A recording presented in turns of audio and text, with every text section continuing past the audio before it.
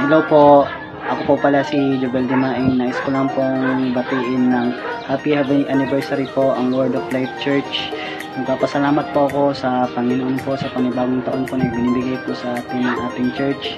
At magpapasalamat din po ako sa mga pastors, leaders, and church members din po na palaging nagbibigay po ng tapat sa ating Panginoon. Muli, happy anniversary po, Word of Life. For God.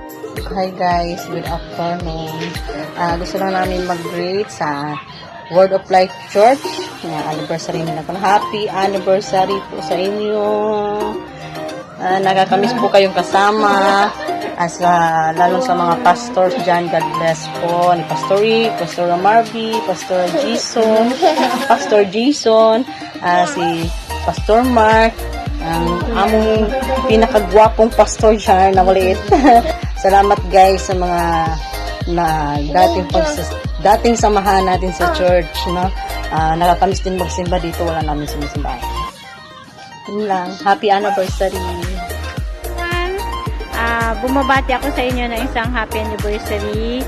Sana mas lalo pang tumagal ang inyong pagsasama-sama. God bless all of you, all of us. Bless us, Lord. Siya nga pala, anytime, welcome kayo sa bahay. Kapag gusto nyo ng mag-aano ng sa children's, or mas gusto ko nga sana yung kung dapat sana every week may Bible study sana sa bahay. O kaya kung gusto nyo, doon kayo mag-aano ng church, nagmimisa.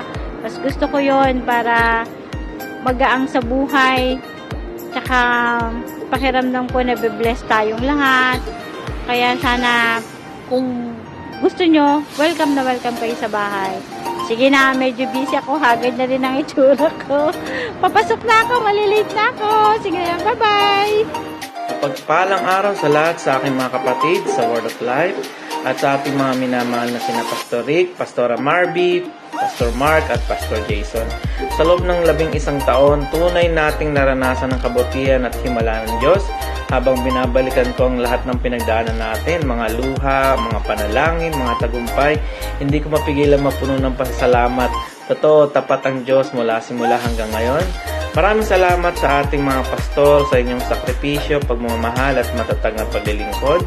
Malaking bahagi kayo ng bawat buhay na nabago sa simbahan. At sa ating mga kabataan, saludo ko sa inyong patuloy na pagsimba at paglingkod.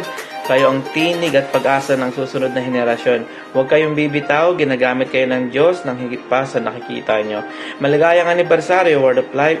Naway lalo tayong pag-alabin ng presensya, kapangyarihan at pag-ibig ng Panginoon. Purihin ng Diyos. Pagpalain tayong lahat.